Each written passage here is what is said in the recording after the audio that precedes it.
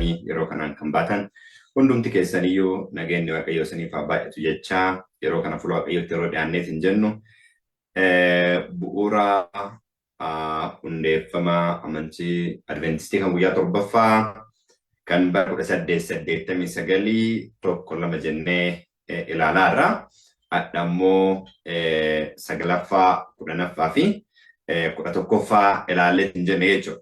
Innillee waa'ee raajii wajjin kan wal qabatedha. Jidduu kanatti bu'uura amantii Adventistii tokkoffaa jalqabnee kan 1889 jechuudha. Waaqa dhugaa tokko akka jiru innillee uumaa akka ta'eetiin jedhe. Lammaffaan immoo ilmi waaqa dhugaa tokkocha akka jiru ilma abbaa. Sadaffaan macaafni qulqulluun dhugaa akka ta'e cuuphaa dhaloota haarawaa. Akkasumas immoo mileeniyeemii illee wajjin wal qabsiifnee wantoota hedduu turre hin jenne jechuudha. Saddeetii dhimmoo sagalaffaa irra kaafnee amma tokkotti kan jiru ilaallee hin jenna. Kana yeroo xumurree hin jenna akkuma kan Amaariffaa yeroo xumurree hin jennu dhumarratti namoota adda addaa wajjin keessaan diskees godhaa ture. Ammallee bifa PDF'tiin walii arguu nama konvertii kahii jechuudha. Kun hundinuu wanti inni barbaachiseef maalii fi duuba deebinee bu'uura amantii kennaa ilaaluu akka qabnu, iddootti deebi'uu akka qabnu, haara'ummaan addaa akka barbaachisu, keessaanuu waan dhugaan inni waldaa hundeesse, inni dhugaa waldaa kanaa lafatti gadi dhaabe, erga gidduutti gaameen booddee ifa haarawaa jechuudhaan jijjiirame waan inni dhugaan inni macaafa qulqulluun walga'iidhaan jechuudha. Kanaaf isa kana gara iddootti yookaan mootuu waaqa dhugaa akkuma dura waaqayyo yeroo waldaa kaaseetiin jedhe dhugaa kenneetti akka deebi'uu kanarra waan illee nu akka gargaaru nulle waan dandeenyu gochuu akka qabnu nuuf hubanneetiin jenne.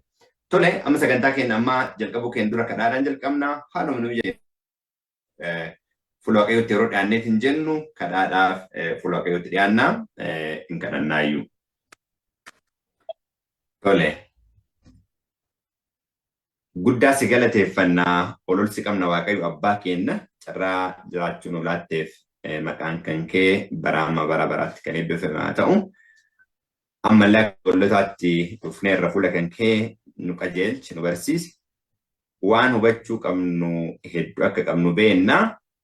Waan sanniin keessaa immoo miila kee jala teennee sirraa barannaa galgala kanallee dhugaa keetiin gara keenya kottu. Onnee keenya dhugaa keetiif dhugaa keellee onnee keenyaaf ati bani. Waan haarawaa miti karaa isa durii isa kaleessaa irratti deebinee adeemsa haarawaa wajjin akka jalqabnuuf nu gargaari. Fedha kee raawwadhu maqaa tokkicha ilma keessatti biyya lafaa jaalatteen si kadhanna yaa abbaa. Ameen. Ameen. Maqaa waaqa keenyaa bara amma bara baraatti kan galateeffame haa ta'u jechaati. Amma ammoo kallattiidhaan gara qayyabannaa keenyatti yeroo seennu akkuma kanaan dura isinitti himaa ture. 89-1872 isaan kanneen akkuma jiruun argachuudhaaf namoonni caafata appilikeeshinii raajii qabdanii mee duba deebee isinitti agarsiisa. Duubumarraa ka'ee zeeroo irraa yeroo banu kun appilikeeshinii caafata raajiiti. Gara dubatti deebinee ilaalla fakkeenyaaf kun caafata raajiiti akkuma silasiin jedheen dubatti deebitanii akka hubantaniin kanatu banama. Kun barumsa isaati. Wal collection kan jedhu kana bantu. Achiin booda Adventist Pioneer Library kan jedhu bantu. Booda Mumis Titles kana bantu. Zen Fundamental Beliefs sagaltu jira. Kan 1889 kan mana ilaalaa jiru jechuudha. Kun ammoo 1981 1981 jechuun erga abbaa pirezidaantii ammaa jechuudha. Teddy Wilson, Willie Wilson abbaa isaa. Isaantu jijjiire jechuudha. Tole. Amma ammoo isa 1889 kan yeroo hundeessitoonni waldaa turan barraa yookaan ammoo akka bu'uura amantii keenyaatti ta'a jedhanii yeroo san kaan dhugaa macaafa qulqulluu wajjin wal bira qabsiisaa ilaala. Akkuma kanaan dura word to word Baabiloo wajjin wal bira qabaa ilaaleetiin jenne jechuudha. Sagalaffaan the mistake of Adventists in 1844 pertained to the nature of the event then to transpire, not to the time. Abdiin kutannaan bara 1844tti sochii miileraayitii jechuudha. Adventistiin bara 18 jaatamii sadiitti kasheen akka dhaabbatatti hundoofte jetti. Yeroo san sochiidha jechuudha. Sochiin Milleriite Muuvimentiin kuni mistake yookaan ammoo dogongorri isaan qunnameetiin jedhe bara miti. Bara qofa duun taane kalkuleetiin isaan godhaneetiin jedhe iventii taatee yeroo isa wajji wal qabatu irratti dogongora guddaa akka uuman. Isaan kunillee manni samiin qulqullaa yookaan ammoo manni qulqullummaa hin qulqullaa jedhamee yeroo dubbatame isaan ammoo lafti ibiddaan qulqulloofte jedhanii xumura baraatii jedhan bara 1844. Garuu second advent of Christ yookaan ammoo deebi'ee dhufuu gooftaa Kiristoosii wajji wal qabatee raajiin kaame tokkollee akka hin jirre lafa nu qayeetiin jedha jechuudha. Tole.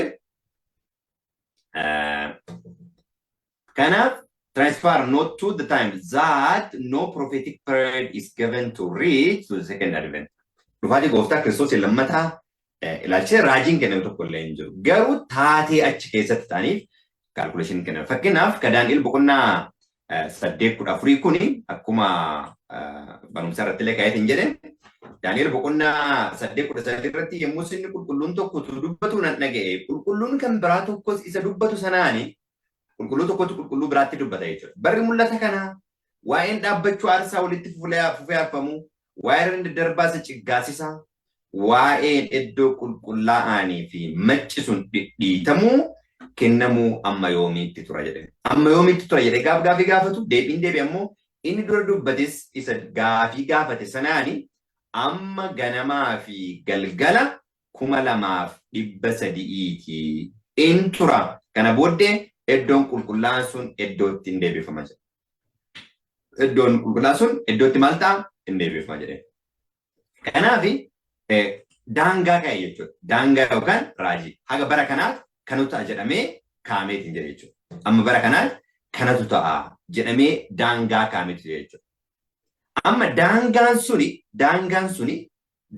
kaameetiin jedhe suni maal wajjiin wal bira qabataadha. Dogongorri guddaan uumeetiin jedhe. Daangaan sun maaliidhaan wal bira qabataadha. Dogongorri guddaan yeroo san uumeetiin jedhe jechuudha. Okay, manni hin qulqullaa gaafa jedhu maal wajjin wal bira qabataa? Judgmentii wajjin wal bira qabata. Yookaan ammoo cleansing of sanctuary kun cleansing of sin or judgment jechuudha. Murtee wajjin wal bira qabata illee. Sababni isaa hin qulqullaa gaafa jennu ibiddaan balleessaa oduu hin taane mana qulqullummaa dhugaa mana qulqullummaa 10 irratti ilaalla.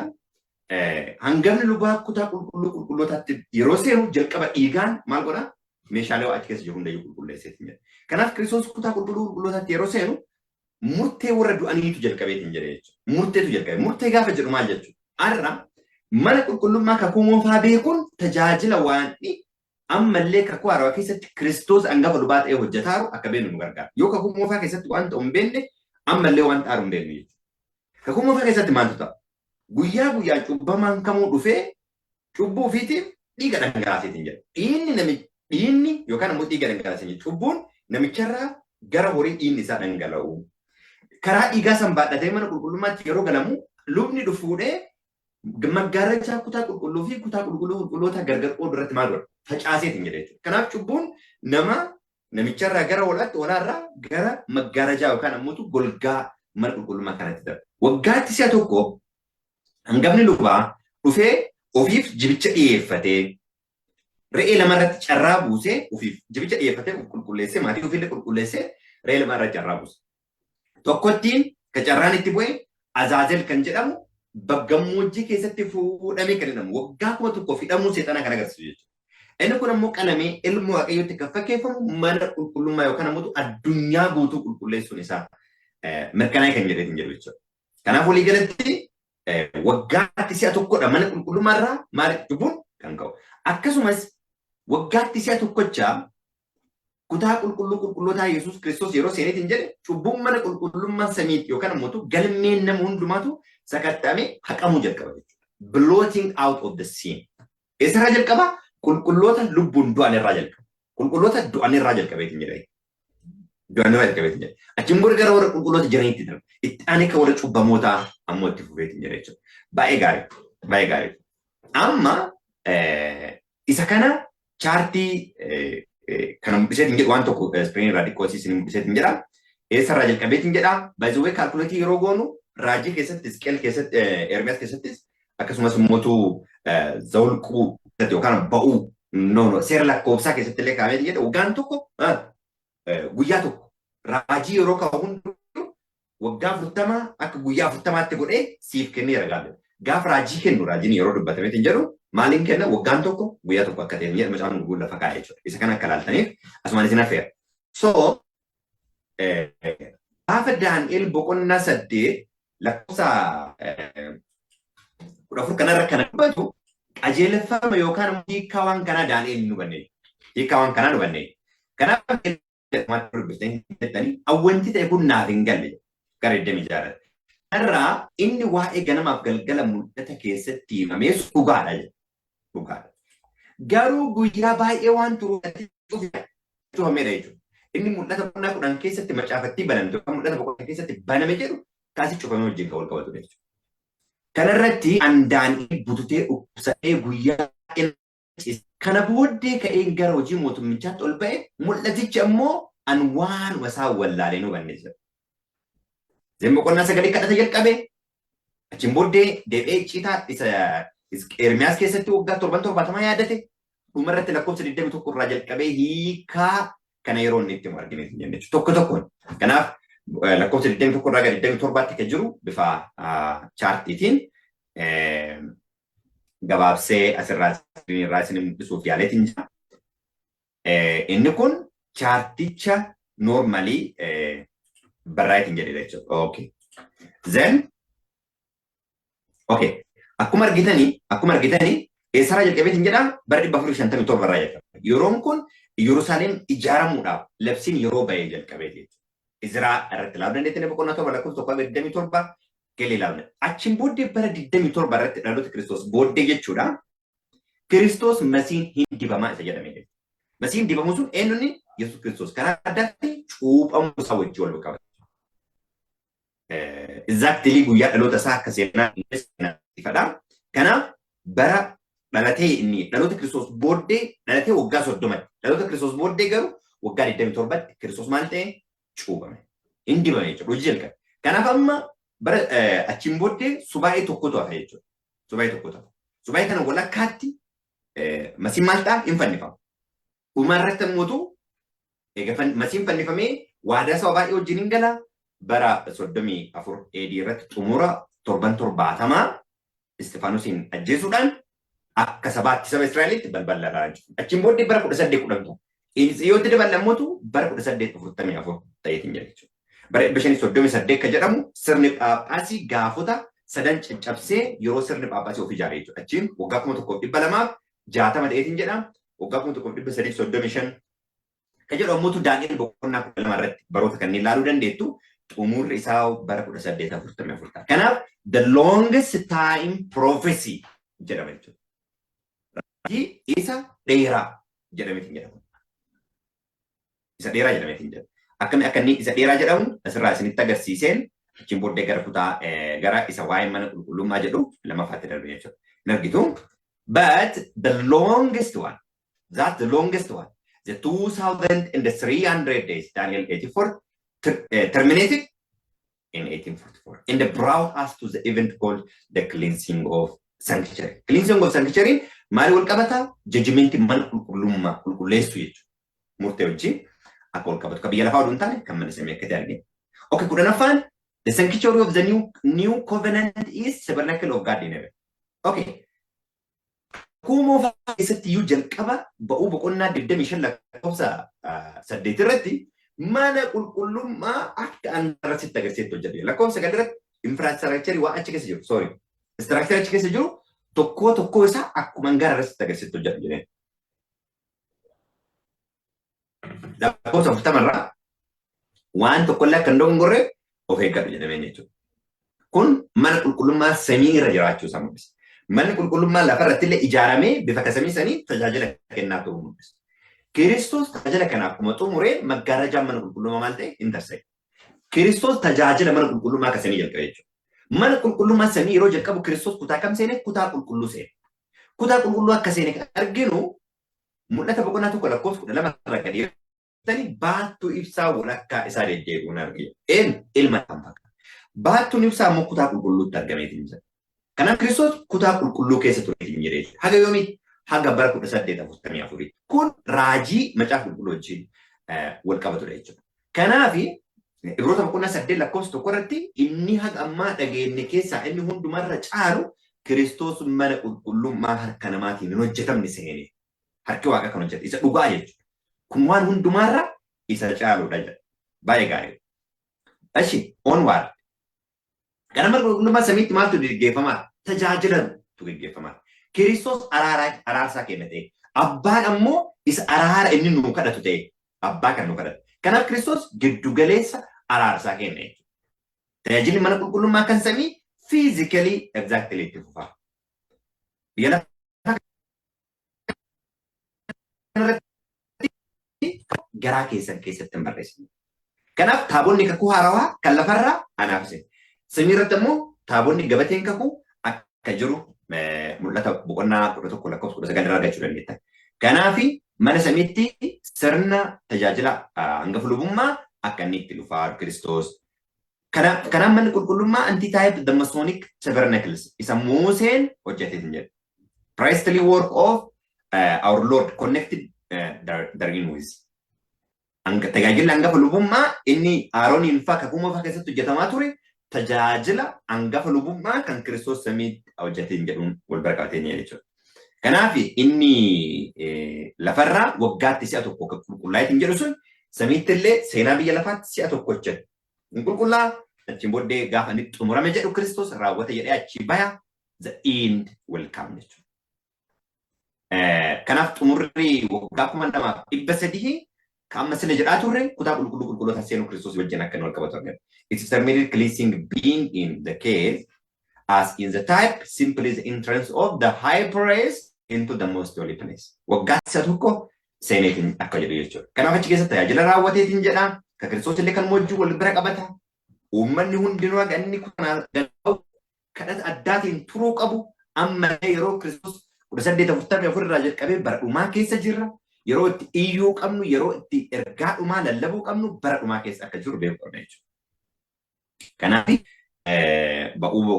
seera Lewwota boqonnaa 16 Ibroota boqonnaa 9:22 amma 23 yaada jiru irratti argachuu dandeenya. That this work is anti-type in beginning 1844 consists in actually blotting out of the sins of believers.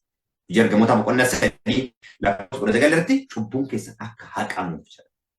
And occupies a brief but indefinite space of time. Ifa dhagaru yeroo kanatti xumurama jedhamee jala xumurame tokko illee jiru.